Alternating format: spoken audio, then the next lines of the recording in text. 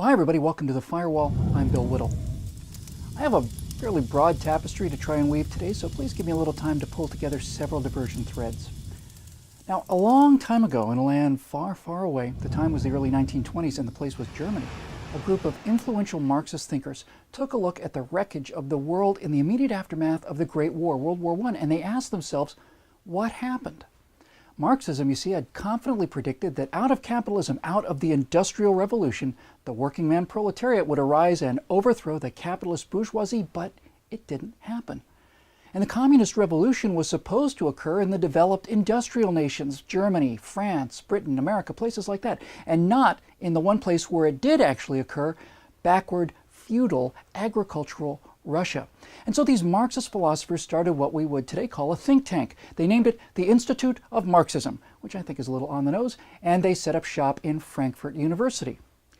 The big brains at what became known as the Frankfurt School deduced that those evil, rotten, capitalist bastards were not being hanged by mobs of workers because they had provided so much wealth, so much relative prosperity, that the common working man was living far, far better than he ever had before. And so they decided that if their Marxist Eden could not be brought to earth through class warfare and economic struggle, then they wouldn't make it a war about economics. They just lost that war.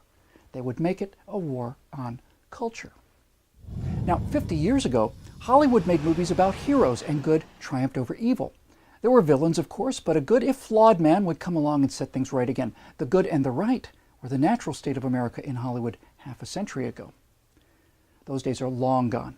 The left has slowly and methodically transferred Hollywood into a negative image of what it once was. Now it's a criminal, or a whistleblower, or a union organizer, or a renegade lawyer, or the last honest man in a corrupt military, pointing out how evil and corrupt America is and always has been. And the result is a myth machine that is at war with and has nothing but contempt for its own people. And this is where our little gear meshes with the much larger ones that drive the rise and fall of civilizations. For every civilization falls the same way, from the top down. Bored, guilt-ridden, self-loathing elitists always fiddle while their city burns. Now, there's a term for this psychological illness, and that's what it is. It's called oikophobia.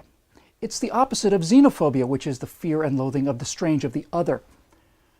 Oikophobia is hatred and disgust of the familiar, of one's own culture and people. When you get right down to it, it's hatred of one's own self and the pathological desire of the oikophobe to divorce himself from his own roots and culture.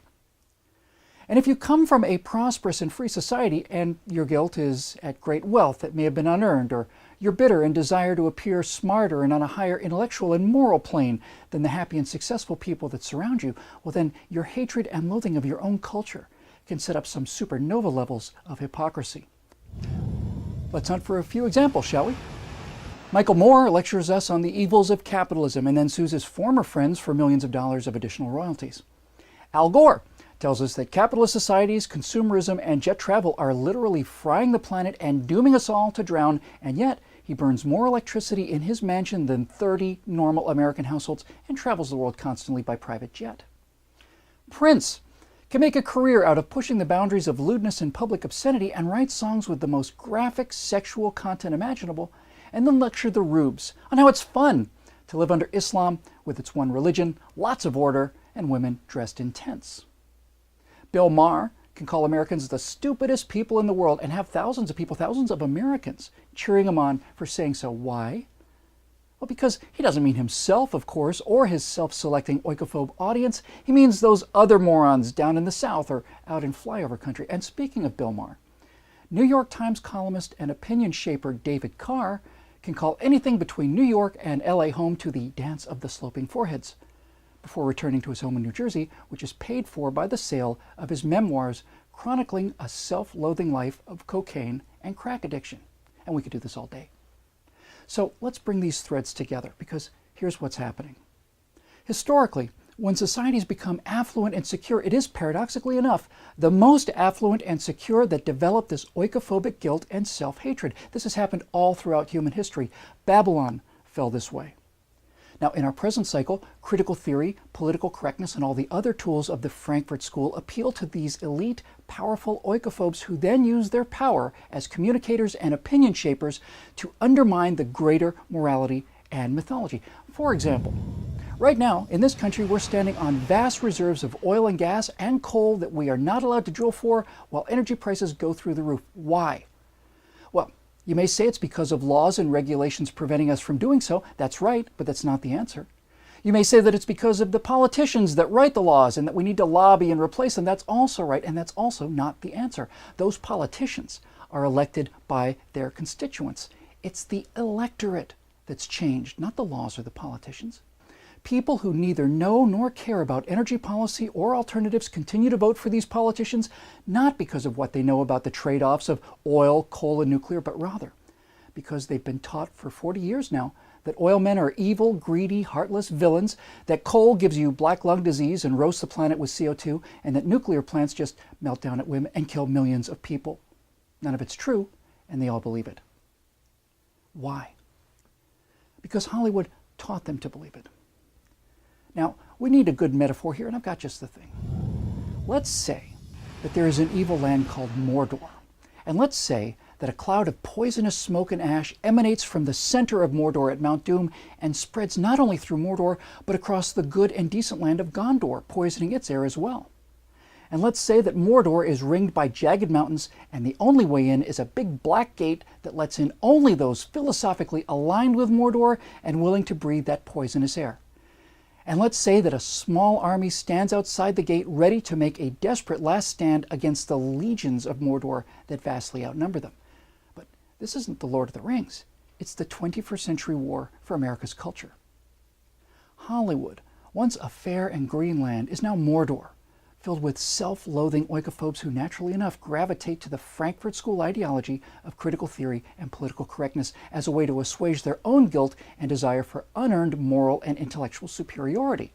The cloud of gas from Mount Doom is the perpetual, widespread, anti-capitalist, collectivist, toxic narrative that modern Hollywood continues to spew. That cloud is poisoning the green and decent and morally sound land of Gondor, which we'll call flyover country, home to us low-sloping forehead types.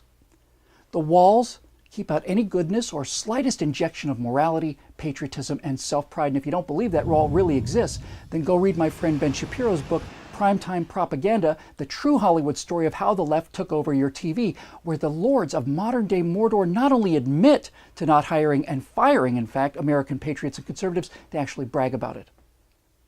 The small army at the gates is the Tea Party, trying to hold the political line against ever-increasing numbers of people born under this cloud, polluted by it, turned into debased and self-loathing monsters by it. That little political stand has no long-term chance to win against such reckless hate. It's a holding action. It's just a diversion. We must go to Mount Doom and destroy that power at its source. 1 year ago, on the 4th of July, 2010, Declaration Entertainment opened its doors and asked for your help so that we could simply walk into Mordor and destroy that power. One does not simply walk into Mordor. Its black gates are guarded by more than just orcs. There is evil there that does not sleep. Well, with all due respect, Boromir, yes you do. You simply do walk into the heart of enemy territory and destroy it, not by silencing their story. We don't want to do that. We do it by telling better stories. We don't want a new Hollywood. We want the old Hollywood back. For all of the might of Mordor, for all of the smoke and ashen legions and armaments, this so-called progressive, self-hating left got 53% of the vote in 2008 with every political advantage known to man. That's it. We don't have to trudge for 200 leagues. We only have to struggle for a few yards.